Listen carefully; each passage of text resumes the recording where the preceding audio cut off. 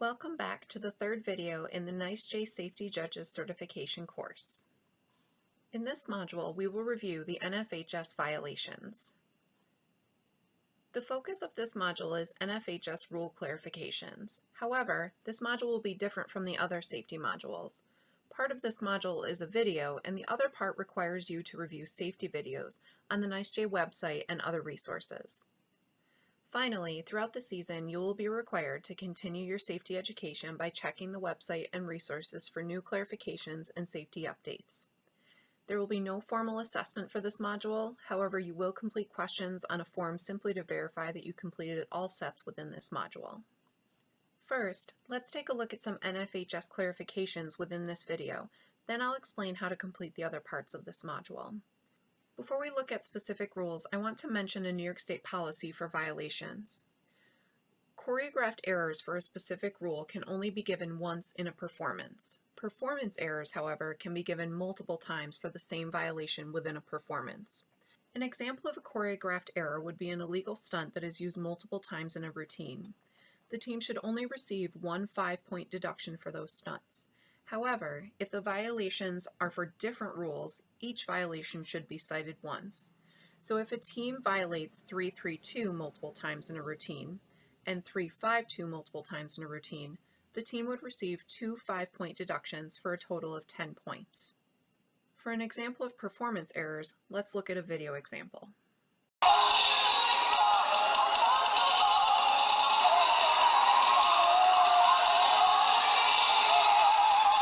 In this video example, the middle and left of middle group backspots lose contact with the flyer on the transition to a horizontal position. Rule 334A requires that they maintain contact in this transition. This is a performance error because it's not choreographed and would therefore incur 2 infractions for a total of 10 points.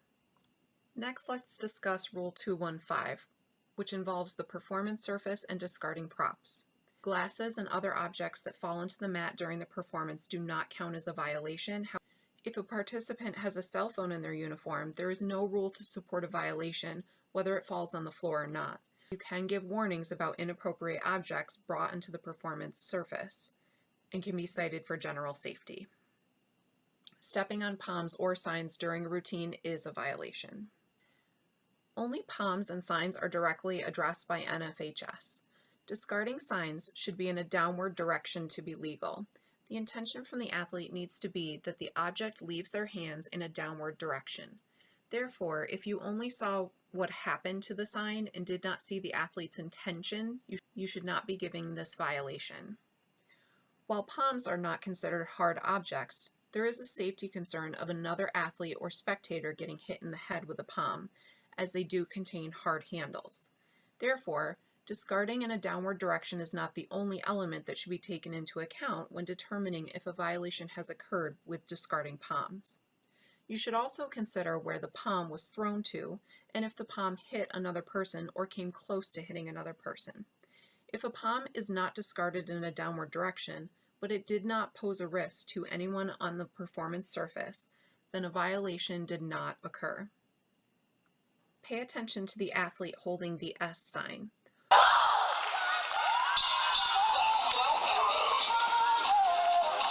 Although the last sign flew far to the side, the intention of the athlete was pushing it off in a downward direction, so this is not a violation. Rule 221B involves inappropriate dance. Please note that this is completely subjective. Therefore, in order to call this, the dance tumbling judges and the safety PDJ judges must agree that a team's dance was inappropriate to call this violation. If all involved do not agree, please only note a warning should be given. Next, I wanted to make you aware of a new trend in jewelry called the daith piercing. This is actually a medical piercing for chronic migraines. NYSCJA has a process in place to approve medical jewelry. This process starts with their athletic director. If approved, they should be able to provide the judge with written approval before the competition, so you are aware of their medical approval to wear the daith piercing. Rule 313 involves hair. Hair must be secured and out of the face or eyes. Please note that short hair with long bangs, the bangs have to be pinned back and secure out of the vision of the participant. Half up hair is appropriate for shorter than shoulder length hair. So how do you know if hair is a violation? If you have to move your head to move it away from your face, if you use your hand to move it away from your face, and if you need to tuck it behind your ears during your performance. But having said that, please use your best judgment. Do not be punitive with this rule. Hair must truly be a safety issue in stunts and tumbling to qualify for a violation. It's important to note that a tumbling participant or flyer may pop their head up or back while coming out of a tumbling pass or inverted stunt to get their hair that is in a ponytail out of their face. Please note that this would not be a violation. Beads or anything woven into the hair is a violation. For more examples, see the NYSCJA safety webpage for photos. Another note on Rule 313 involves bows. If a bow is so loose that it flops into the participant's vision, that is a violation. A bow falling on the floor or being stepped on is not considered a violation, and soft headbands are also not a violation.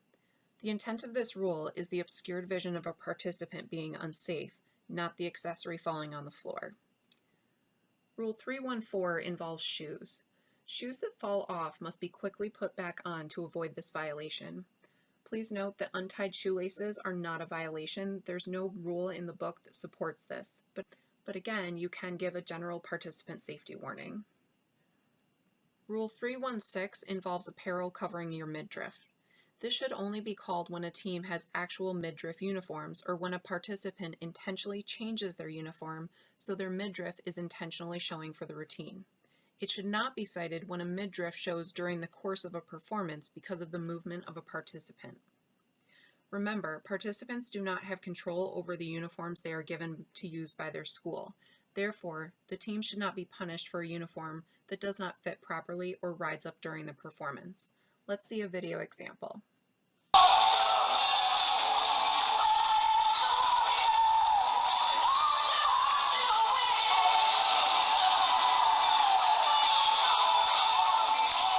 These uniforms were not meant to have the midriff show. They don't fit some of the participants properly, which is not their fault, so this is not a violation. Rule 323 involves bracers that should not provide primary support. Please note that primary support is defined as bearing the majority of a top person's weight. This does not occur unless the bracer has the feet of the flyer in their hands and becomes a base, taking on more weight than the actual bases, or has so much of the upper body that they are literally lifting the weight of the flyer away from the bases. Supporting a flyer's upper body to keep them from falling does not fall under primary support. The bases still have the majority of the flyer's weight. Let's take a look at some video examples.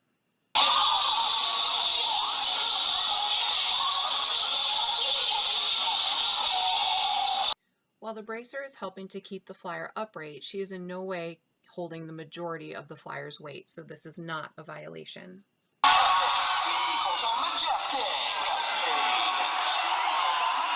Again, while the bracer is helping to stabilize the flyer so the stunt doesn't fall, in no way does she bear the majority of the flyer's weight, so this is not a violation.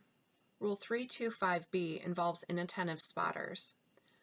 This rule requires spotters maintain visual focus on the head, neck, and shoulders of the top person, except when it's necessary to briefly check other stunts or personnel. Spotters do not have to have their hands up to be spotting, just in a proper location to minimize risk. Let's take a look at a video example. Watch the spotter for the one man in the center back.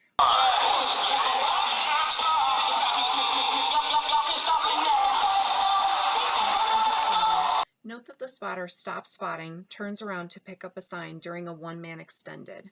This is considered a violation for an inattentive spotter. Also note, it doesn't matter whether this stunt was extended or not, a spotter is required for any one-man stunt, shoulder height or higher. This brings us to Rule 328. A spotter is required for single base stunts. We will talk a little bit more about this rule in video 4 as it has had a rule change this year, but it's important to understand when a stunt is single base versus double based. So hand placement is the key to understanding whether something is single-based or double-based. If a spotter is holding the feet of the flyer in their hands, it's now a double-based stunt, not a one-man. This is important if they now go up to an extended position, they must have a third person as a separate spotter. You can see in the picture in the left that the person on the left has her hands on the feet of the flyer, making this a double-based stunt, not single-based. So no spotter is required at this level. Rule 331 involves inverted flyers. The inverted position occurs when a flyer's hips are above the shoulders at a 45-degree angle or greater, meaning the shoulders must be completely below the waist or hips, not level. This rule is very typically cited involving inverted bracers. If the bracer is bending at the knees, it makes it almost impossible to drop your shoulders below your waist or hips without falling. This happens so quickly that most judges are not able to assess this violation correctly without video review.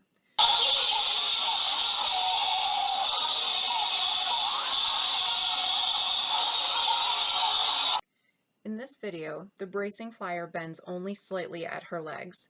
She comes close to being inverted, but her entire shoulder does not go below her waist, so this is not a violation. You could give a warning to bend more at the legs.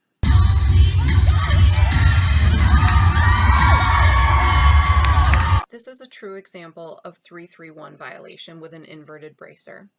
She drops so low because the flyer doesn't let go, and then she becomes inverted. Even though she bends at the knees, as expected, when this inversion truly happens, the flyer falls forward. I'd like to clarify some common misunderstandings. Let's start with bracer versus a post. A bracer is a flyer connected to another flyer. A post is a flyer connected to a participant on the ground. The pictures here are all examples of bracers because they show flyers connected to another flyer. This picture is an example of a post because the flyer is connected to a person on the performance surface. Next, let's talk about release versus non-release. A release occurs when the flyer loses contact with all participants on the performance surface.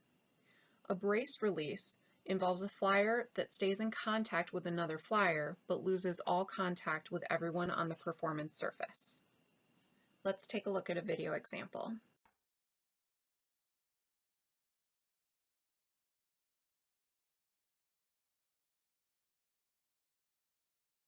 This is an example of a non-release skill. Notice that the back spot grabs the flyer's foot before the switch occurs. This is a legal skill, but it's not a release skill. Next, let's discuss flips versus rolls. Both of these will involve the flyer performing hip overhead rotation. You can see multiple examples of braced flips, suspended rolls, and braced rolls on the NYSCJA safety webpage. A flip is a release skill. It requires 12 participants to perform. It must have hand-arm to hand-arm connection on each side of the flyer with a bracer. Each bracer must be in a double-based prep with a spotter. A roll, on the other hand, has a flyer maintaining contact with a person on the performance surface. Suspended rolls are going to fall under the rules of 336. If a bracer is connected to a flyer on one side, it's considered a braced roll, which falls under rules for 334. Let's take a look at some video examples.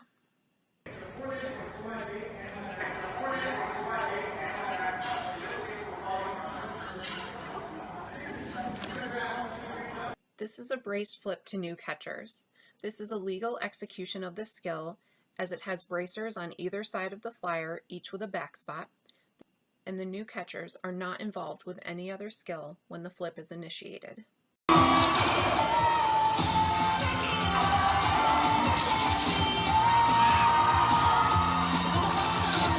Here is another example of a braced flip. While they have at least 12 people involved in all the right places, they fail to have the flyer maintain hand-arm to hand-arm contact with each of the bracers, making this an illegal flip. If the flyer has hand-to-hand contact with each of the bracers, it would make this legal. Here is an example of a braced roll. You can see the hand-to-hand contact with each of the flyers doing hip overhead rotation with someone on the ground. They should maintain this contact until the flyer is no longer inverted. Let's talk a bit about release skills. Unbraced releases can involve tosses, which have to end in a cradle, switch-ups, which begin with 1 foot in a load, releases that start at prep level before the release occurs, and those can release to any level, but the flyer must remain vertical, and a cradle or horizontal position at prep level can release to a load or stunt prep level or below. There's many examples of release skills on the NYSCJA website. Let's take a look at a couple examples. Here is an example of a variation switch-up. Please note the level at which the release occurs does not matter. What matters is the flyer started with 1 foot in a load.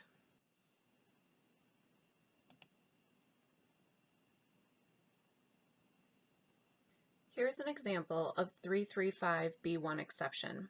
Before the release occurs, the flyer is brought to prep level so she can land at any level after the release. In this case, she ends at extended level.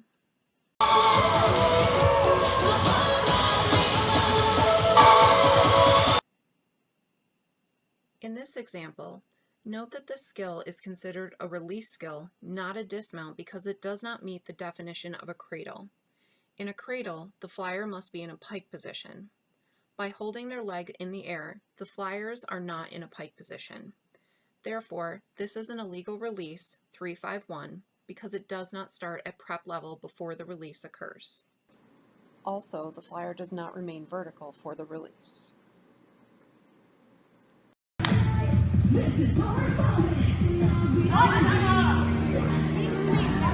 This is also an illegal release as the flyer starts below prep level before the release occurs.